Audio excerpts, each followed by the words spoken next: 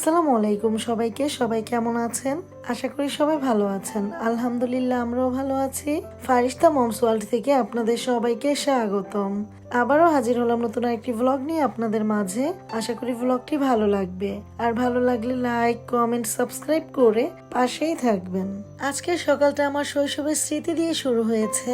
সকাল সকাল ঘুম থেকে উঠে নাস্তা করার পর আমি হঠাৎ করে মিমকে খুঁজে পাচ্ছি না, আর বাহিরে যেতেই ঠুকঠাক শব্দ পাচ্ছিলাম। আর কাছাকাছি যেয়ে দেখি মিম অনেকগুলো তালের আঠি উঠিয়ে ভালো করে ধুয়ে নিয়েছে, এগুলো কাটছে। আমি তো দেখে অবাক হয়ে গিয়েছি যে এগুলো কাটার সময় হয়ে গেছে। মিম কিন্তু নিজে হাতে আমার যতগুলো তালের আটি ছিল রস ছাড়িয়ে এগুলোকে সুন্দর করে মাটির নিচে পুঁতে রেখেছিল, আর এগুলো থেকে এখন আবার শ্বাস হয়েছে। আমরা তালের আটির ভিতরে যে শ্বাসটা হয় এটাকে শ্বাস বলি বা ফুপরা বলে থাকি। তো এগুলো দেখে তো আমি পুরো অবাক হয়ে গেছি। আমার আগের কথাগুলো সব মনে পড়ে গেল। ছোটবেলায় যখন আমার মা দাদু এই তালের আঠিগুলো রস ছাড়ানোর পর ছাই বা মাটির নিচে পুঁতে রাখতো, তার বেশ কিছু মাস পর এগুলো উঠাতো, এর মধ্যে বড় বড় শিকড় হয়ে যেত। আর এগুলো উঠানোর পর এগুলো আমার আব্বু সুন্দর করে ধুয়ে কেটে দিত, আর আমরা সব ভাই বোনেরা চারো কিনারে বসে থাকতাম হাত পেতে যে কার আগে কে নেব, আর বলতে থাকতাম আব্বু আমাকে দাও আমাকে দাও। এত মজার একটা জিনিস, আমার কাছে তো অনেক মজা লাগে এই তালের শ্বাস। তো আপনারা কারা কারা চিনতে পেরেছেন অবশ্যই কমেন্ট করে জানাবেন। আর যারা আমার মতো গ্রামে শৈশবটা পার করেছেন তারা তো অবশ্যই চিনতে পারবেন। যাই হোক, প্রত্যেকটা তালের শ্বাস খুব সুন্দর করে কেটে মিম ঘরে নিয়ে এসেছে, আর এগুলোকে আমি চামচের সাহায্যে আঁশগুলো বের করে নিয়েছি। এরপর আমি ধুয়ে একটা প্লেটে সার্ভ করেছি। সবাই খুব মজা করে খেয়েছে, তবে খাওয়ার থেকেও বেশি ভালো লাগছিল। সেই পুরোনো দিনের কথা, ছোটবেলার কথা মনে পড়ে গেছে। কথাই তো আছে ওল্ড ইজ গোল্ড। সেই সোনালী দিনগুলো এখনো কিন্তু মনে নাড়া দেয়। যাই হোক, মাঝে মাঝে এরকম শৈশব স্মৃতিগুলো আর শৈশবের জিনিসগুলো যদি কাছে চলে আসে ভালোই লাগে। কি বলেন আপুরা? এই তো আমার আম্মাজান সকাল সকাল ঘুম থেকে উঠে কিন্তু সারপ্রাইজ হয়ে গেছে। ফারিস্তার মামা ফারিস্তার জন্য অনেকগুলো জুস নিয়ে এসেছে। ফারিস্তা কি কি খেতে পছন্দ করে, ফারিস্তার মামারা, ফারিস্তার নানারা সবাই কিন্তু কিছু না কিছু নিয়ে আসবেই। প্রতিদিন আমার মেয়ের জন্য অনেক ধরনের খাবার নিয়ে আসে। কি বলবো, কাছাকাছি বিয়ে হয়ে এখন মনে হচ্ছে ভালোই হয়েছে, মেয়েটা অনেক বেশি আদর পায়। আর আগে কিন্তু মনে হতো আমার যদি অনেক দূরে বিয়ে হতো খুবই ভালো হতো, আমি বেড়াতে যেতে পারতাম। এখনো বেড়াতে যাই, তবে ওরকমটা আসলে মনে হয় না যে আমি বেড়াতে এসেছি এখান থেকে এখানে, তাই আসলে ফিল করতে পারি না। তবে এখন মনে হয় যে খুবই ভালো হয়েছে, আমার মেয়েটা অন্তত পক্ষে অনেক বেশি আদর পায়, অনেক ভালোবাসা পায়। বাচ্চাদের বাহিরের খাবার খাওয়ানোটা একদমই ঠিক না, তো আমি মাঝে মাঝে কিন্তু রাগও করি। কে শোনে কার কথা, ওরা তো কিছু না কিছু আনবেই। আমার মেয়ে তো আমি রাগ করলে কি হবে, ফারিস্তা কিন্তু ভীষণ খুশি হয়ে যায় সবকিছু পেয়ে। আমার আব্বু মাঝে মাঝে কিছু আনতে ভুলে গেল, আমার ছোট চাচা কিন্তু কখনোই তার নাতনির জন্য খালি হাতে আসতে পারে না, সে কিছু না কিছু আনবেই। যাই হোক, অনেক কথা বলে ফেললাম। আর এইদিকে আমার বাজারও চলে এসেছে, আর আজকে বাজারে মোটামুটি অনেক কিছুই এনেছে। গজার মাছ এনেছে, মুরগি এনেছে, আদা, রসুন, পেঁয়াজ, কাঁচা মরিচ, ফুলকপি, সিম, লাউয়ের ডুগা গুলো এত সুন্দর কচি কচি, এত মোটা ছিল, মনে চাচ্ছিল এখনই রান্না করে ফেলি। তবে আজকে দুপুরে যেহেতু অন্য কিছু রান্না করব, তাই আর লাউয়ের ডুগাটা তরতাজা রান্না করা হয়নি। সেই সাথে ধনিয়া পাতাও এনেছে, আর 3 ধরনের গুঁড়া মশলা এনেছে। আমি কিন্তু সব সময় আস্ত হলুদ, মরিচ, ধনিয়া এনে ধুয়ে পরিষ্কার করে রোদে শুকিয়ে ভাঙিয়ে নেই, তবে এবার আর এটা সম্ভব হয়নি যেহেতু ফারিস্তা ছোট, আর একা হাতে এত বারবার ছাদে ওঠা নামা। মিম আছে, তবুও নিজের সংসারের কাজটা কিন্তু নিজেরই বেশি করতে হয়। যাই হোক, এর জন্য আর এবার ভাঙাতে পারিনি, তাই আপনাদের ভাইয়া বাজার থেকে গুঁড়া মশলা এনে দিয়েছে। তবে মশলাগুলো দেখে আমার একটুও ভালো লাগেনি, তাই ভেবেছি কিছুদিন পর আমি আবার আস্ত মশলা এনে ভাঙিয়েই নেব। যেদিন বাজার করে সেদিন আমার কাজের চাপটা অনেক বেশি থাকে, তারপরেও বাজার গোছাতে, বেশি বাজার দেখতে আমার ভীষণ ভালো লাগে। যাই হোক, বাজারগুলো গুছিয়ে এইদিকে দুপুরে বিরিয়ানি রান্না করব, তাই সবকিছু রেডি করে নিচ্ছিলাম আমি আর মিম। আর দুইজনে মিলে কিন্তু সবকিছু খুব সুন্দরভাবে রেডি করেও নিয়েছি। ফ্রিজে 3টা চিংড়ি মাছ ছিল, তাই ভাবলাম নিয়ে নেই, ফারিস্তার জন্য একটু ভুনা করে ফেলবো। আর ফারিস্তা মামনি কিন্তু চিংড়ি মাছ ভুনা অনেক বেশি পছন্দ করে। আপনাদের ভাইয়া বাসায় থাকলে আমি চেষ্টা করি একটু ভালো কিছুর আয়োজন করতে, তাই কিন্তু এই ছোট্ট আয়োজন। মাছ ভাত তো প্রতিদিনই রান্না করা হয়, তবে সপ্তাহে একটা দিন একটু ভালো কিছু রান্নার চেষ্টা আর কি। যাই হোক, তাই আমি ভাবলাম আজকে একটু বিরিয়ানিটা রান্না করি। আর আমি যেহেতু বিরিয়ানি অনেক বেশি পছন্দ করি, আপনাদের ভাইয়া পোলাও মাংসটা বেশি পছন্দ করে, তবে আমি পছন্দ করি বলে বিরিয়ানি রান্না করতে বলেছিল। আর এর জন্যই আজকে বিরিয়ানির আয়োজন। আজকে বিরিয়ানি রান্না করতে যাওয়ার পর তো একদম বিপদে পড়ে গিয়েছিলাম।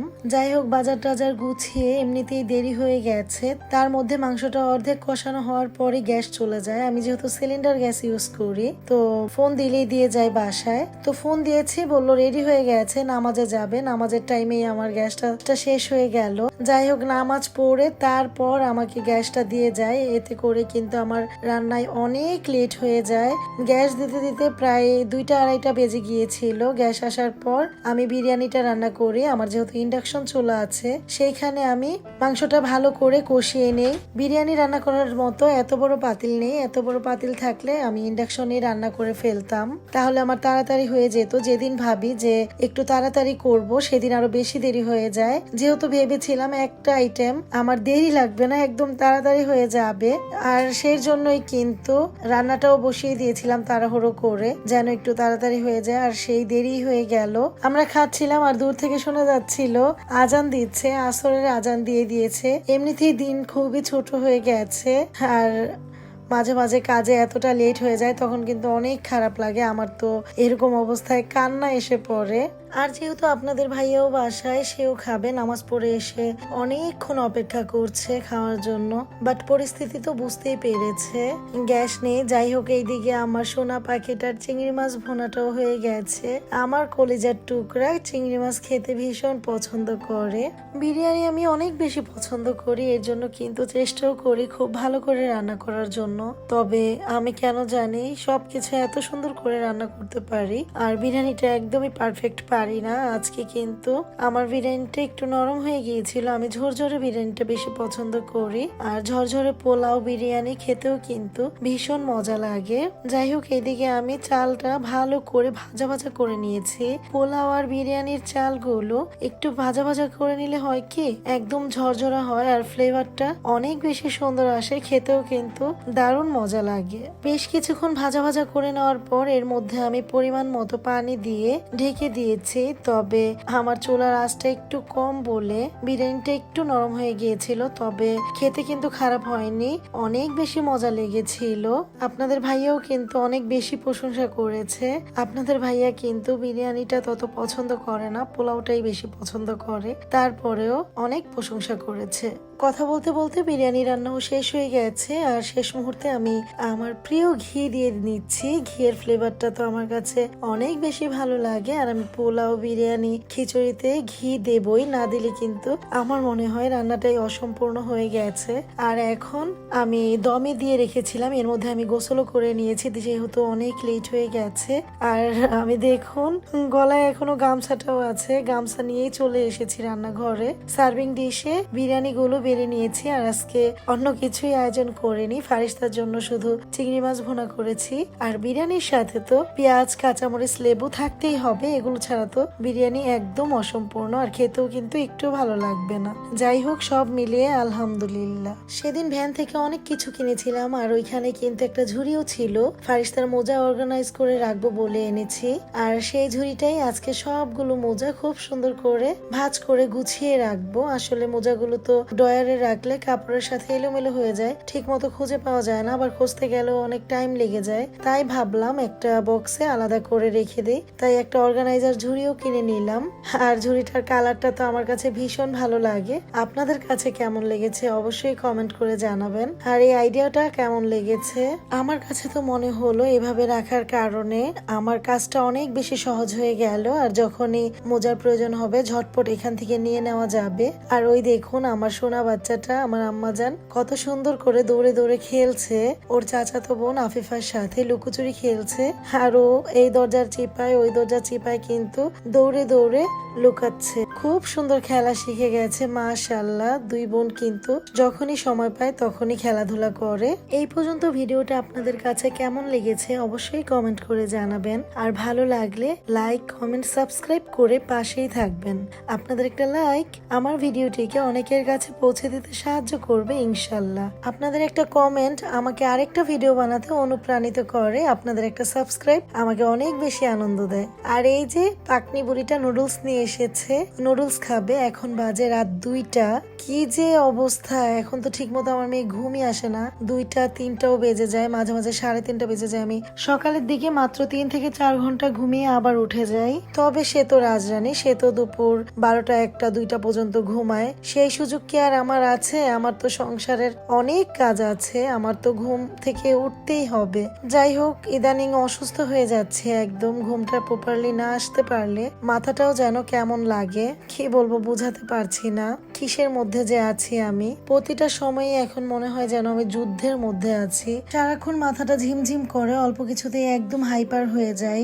মাঝে মাঝে তো একা একাই কান্না করি, আর এমন কোনো দিন নেই যে আমার মা দাদুর কথা মনে না পড়ে আর মনে করে জোরে জোরে কান্না না করি। কতটা নুডলস পাগলি হলে এতটা এক্সপ্রেশন দেয়, কি যে ঢঙ্গি হয়েছে মাশাআল্লাহ। কেউ আমার মেয়েটাকে মাশাআল্লাহ বলতে ভুলবেন না।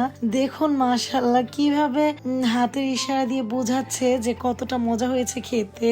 যাই হোক, আজকের মতো এখানেই বিদায় নিলাম। আসসালামু আলাইকুম, আল্লাহ হাফিজ।